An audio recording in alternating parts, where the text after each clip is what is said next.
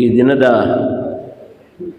ಕಾರ್ಯಕ್ರಮದ ಅಧ್ಯಕ್ಷತೆಯನ್ನು ವಹಿಸಿರ್ತಕ್ಕಂಥ ನನ್ನ ಮಾರ್ಗದರ್ಶಕರು ಸದಾ ನನ್ನ ಜೀವನದಲ್ಲಿ ಒಂದಲ್ಲ ಒಂದು ರೀತಿ ಒಂದು ಮಾರ್ಗಸೂಚಿಯಾಗಿ ನನ್ನೊಟ್ಟಿಗಿದ್ದು ನನಗೆ ಒಳ್ಳೆಯ ಒಂದು ಭಾವನಾತ್ಮಕವಾದಂಥ ಭಾವನೆಗಳನ್ನು ತುಂಬುತ್ತಾ ನನಗೆ ಸರಿಯಾದ ಒಂದು ಮಾರ್ಗದರ್ಶನವನ್ನು ನೀಡ್ತಾ ಇರ್ತಕ್ಕಂಥ ಸಂಸ್ಥೆಯ ಅಧ್ಯಕ್ಷರಾಗಿರ್ತಕ್ಕಂಥ ಕಾಡೇನಹಳ್ಳಿ ನಾಗರಾಜಣ್ಣವರೇ, ಮತ್ತೋರ್ವ ನನ್ನ ಆತ್ಮೀಯ ಸ್ನೇಹಿತರು, ಜಿಲ್ಲಾ ಪಂಚಾಯಿತಿ ಮಾಜಿ ಸದಸ್ಯರು, ಹಾಲಿ ನಿರ್ದೇಶಕರು ಆಗಿರ್ತಕ್ಕಂಥ ಸನ್ಮಾನ್ಯ ಸಾಮೇಗೌಡರೇ, ಸಮಾಜಮುಖಿ ಕೆಲಸಗಳಲ್ಲಿ ತಮ್ಮನ್ನು ತಾವು ತೊಡಗಿಸ್ಕೊಂಡು ಉತ್ತಮ ಸೇವೆಯನ್ನು ಮಾಡ್ತಾ ಇರ್ತಕ್ಕಂಥ KP ಟ್ರಾವೆಲ್ಸ್ನ ಅಧ್ಯಕ್ಷರಾಗಿರ್ತಕ್ಕಂಥ ಪ್ರಭಾಕರ್ ಅವರೇ, ಮತ್ತೋರ್ವ ನನ್ನ ಆತ್ಮೀಯರು, ನನ್ನ ಸಹೋದರರು ಆದಂಥ ಮುನ್ಸಾಮ್ಗೌಡ್ರೆ, ವರ್ಧಣ್ಣವರೇ, ವಿಶೇಷವಾಗಿ ಈ ಕಾರ್ಯಕ್ರಮದ ರೂವಾರಿಗಳು, ಕೇಂದ್ರ ಬಿಂದುಗಳು, ಇಡೀ ಜಿಲ್ಲೆಯನ್ನು ಪ್ರತಿನಿಧಿಸ್ತಾ ಇರ್ತಕ್ಕಂಥ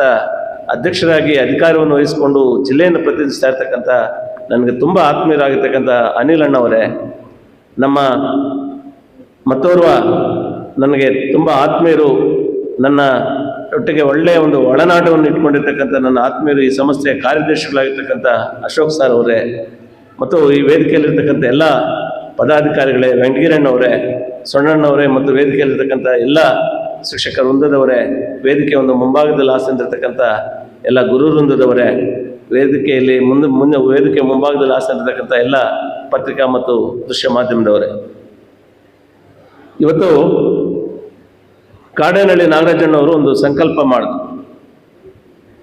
ಈ ಕಾರ್ಯಕ್ರಮನ ಆಯೋಜನೆ ಮಾಡ್ತಕ್ಕಂಥ ಮುಂಚೆ ಸಾಮೇಗೌಡರನ್ನ, ನನ್ನನ್ನು, ಪ್ರಭಾಕರು, ಮುನ್ಸಾಮಿ ಇವ್ರನ್ನೆಲ್ಲ ಕರೆಸ್ಕೊಂಡು ಇವತ್ತು ಏನು ಸರ್ಕಾರಿ ಶಾಲೆಗಳು ಒಂದು ಗುಣಾತ್ಮಕವಾಗಿ ಕೆಲಸ ಮಾಡ್ತಾ ಇದೆ, ಅದರಲ್ಲಿ ಶಿಕ್ಷಕರ ಪಾತ್ರ ಬಹಳಷ್ಟಿದೆ ಅಂತ ಒಂದು ಶಿಕ್ಷಕರನ್ನು ನಾವು ಗುರುತಿಸ್ತಕ್ಕಂಥದ್ದು ನಮ್ಮ ಮೇಲೆ ಇರ್ತಕ್ಕಂಥ ಒಂದು ಗುರುತರವಾದಂಥ ಒಂದು ಜವಾಬ್ದಾರಿಗಳು.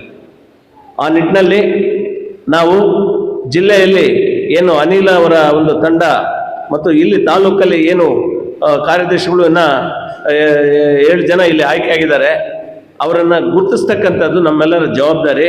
ಒಂದು ಕಾರ್ಯಕ್ರಮವನ್ನು ಒಂದು ಮಾಡೋಣ ಅಂತಕ್ಕಂಥದ್ದು ನಮ್ಮ ಜೊತೆ ಒಂದು ಪೂರ್ವಭಾವಿಯಾಗಿ ಚರ್ಚೆ ಮಾಡಿ ನಂತರ ವೆಂಕಟಗಿರಣ್ಣವರ ಮತ್ತು ಅವ್ರ ತಂಡವನ್ನು ಕರೆಸ್ಕೊಂಡು ಇದನ್ನು ಮಾತಾಡಿ ಒಂದು ಸಣ್ಣ ಕಾರ್ಯಕ್ರಮವನ್ನು ಇವತ್ತು ಆಯೋಜನೆ ಮಾಡಿದೆ. ಆದರೆ ಇವತ್ತು ಸನ್ಮಾನ ಮಾಡ್ತಕ್ಕಂಥ ಕಾರ್ಯಕ್ರಮ ಒಂದಾದರೆ ಇದರಿಂದ ಸಮಾಜಕ್ಕೆ ಹೋಗ್ತಕ್ಕಂಥ ಸಂದೇಶ ಏನಂತ ಹೇಳಿದ್ರೆ, ತಾವು ಸನ್ಮಾನವನ್ನು ಸ್ವೀಕರಿಸಿದ ಮೇಲೆ ಅದು ನಿಮಗೆ ತೋರ್ಪಡ್ತಕ್ಕಂಥದ್ದು, ಸಮಾಜಕ್ಕೆ ತೋರ್ಪಡ್ಕೊಡ್ತಕ್ಕಂಥದ್ದು. ಇವತ್ತಿನ ಸನ್ಮಾನ ನಿಮ್ಮ ಮೇಲೆ ದೊಡ್ಡ ಜವಾಬ್ದಾರಿಯನ್ನು ಕೊಟ್ಟಿದೆ ಅಂತ ಅರ್ಥ.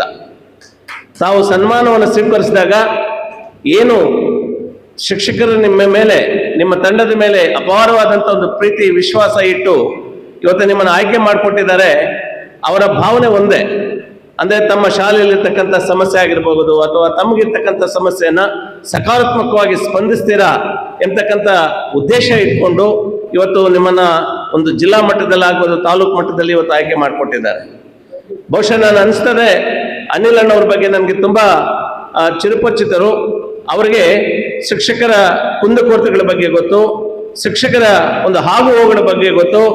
ಜಿಲ್ಲೆಯಲ್ಲಿ ಯಾವುದೇ ಶಿಕ್ಷಕರ ಒಂದು ಸಮಸ್ಯೆ ಆದರೆ ಅದಕ್ಕೆ ಸಕಾರಾತ್ಮಕವಾಗಿ ಸ್ಪಂದಿಸ್ತಾರೆ.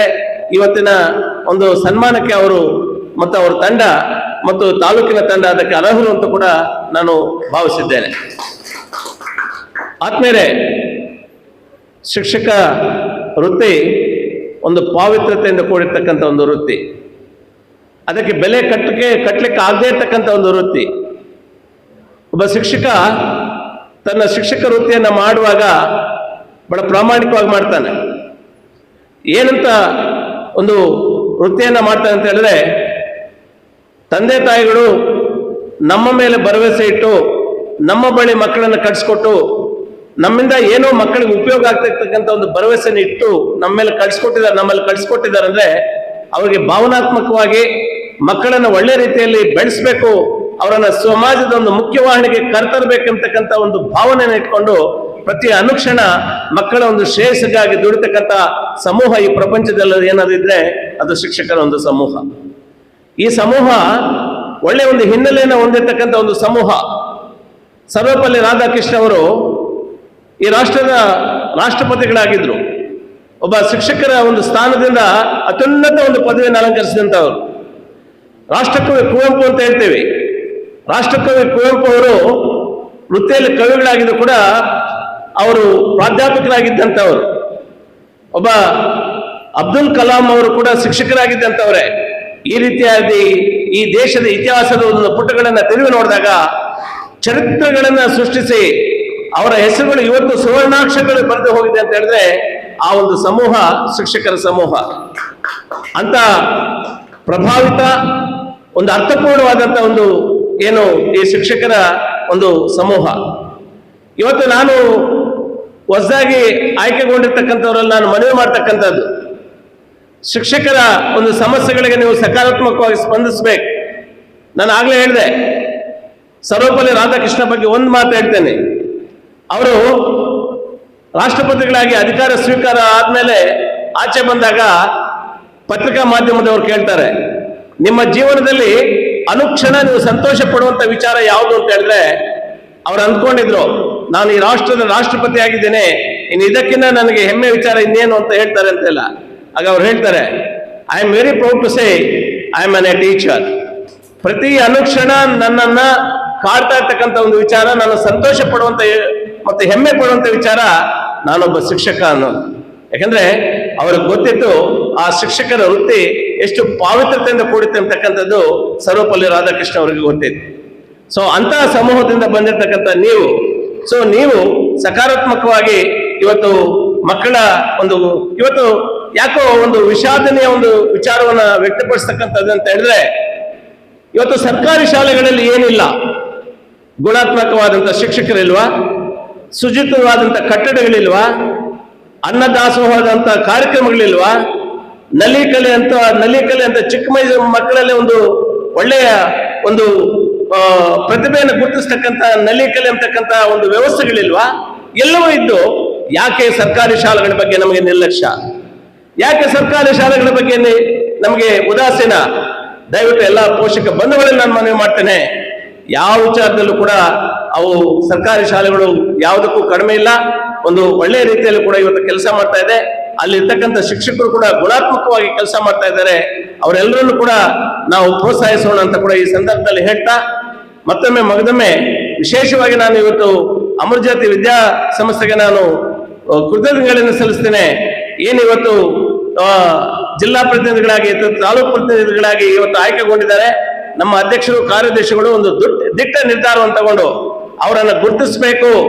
ಇವತ್ತು ನಿಮ್ಮನ್ನಲ್ಲಿ ಕರೆಸಿರ್ತಕ್ಕಂಥದ್ದು ಒಬ್ಬ JDS ಅಧ್ಯಕ್ಷರಾಗಿ ಅಂತೂ ಅಲ್ಲ, ಅಥವಾ ನಾನು JDS ಪಕ್ಷದ ಒಬ್ಬ ವಕ್ತಾರನು ಅಂತ ಅಲ್ಲ, ಆದ್ರೆ ಸಮಾಜದ ಒಬ್ಬ ಜವಾಬ್ದಾರಿತ ವ್ಯಕ್ತಿಗಳಾಗಿ ಮತ್ತು ಏನು ಶಿಕ್ಷಕರ ಸಮೂಹದ ಶಿಕ್ಷಣವನ್ನ ಪ್ರೀತಿಸ್ತಕ್ಕಂಥ ಒಬ್ಬ ವ್ಯಕ್ತಿಗಳಾಗಿ ಇವತ್ತು ನಿಮ್ಮನ್ನ ಕರೆಸಿ ನಿಮ್ಮನ್ನ ಇವತ್ತು ಸನ್ಮಾನ ಮಾಡ್ತಕ್ಕಂಥ ಒಂದು ಕಾರ್ಯಕ್ರಮ ಆಯೋಜನೆ ಮಾಡ್ಕೊಂಡಿದ್ದೀವಿ. ಈ ಸನ್ಮಾನವನ್ನು ಸ್ವೀಕರಿಸಿದಂಥವರು ನೀವು ಮುಂದಿನ ದಿನಗಳಲ್ಲಿ ಶಿಕ್ಷಕರ ಮತ್ತು ಅವರ ಆಗುಹೋಗುಗಳ ಬಗ್ಗೆ ಎಚ್ಚರಿಕೆಯನ್ನು ವಹಿಸಿ ಅನುಕ್ಷಣವೂ ಕೂಡ ಅವ್ರಿಗೆ ಆಗ್ತಕ್ಕಂಥ ಸಮಸ್ಯೆಗಳನ್ನ ಸಕಾರಾತ್ಮಕವಾಗಿ ಸ್ಪಂದಿಸ್ತೀರಾ ಅಂತ ಹೇಳ್ತಾ, ಸೊ ಕೊನೆಯದಾಗಿ ಒಂದೇ ಒಂದು ಮಾತನ್ನು ಹೇಳ್ತೀನಿ.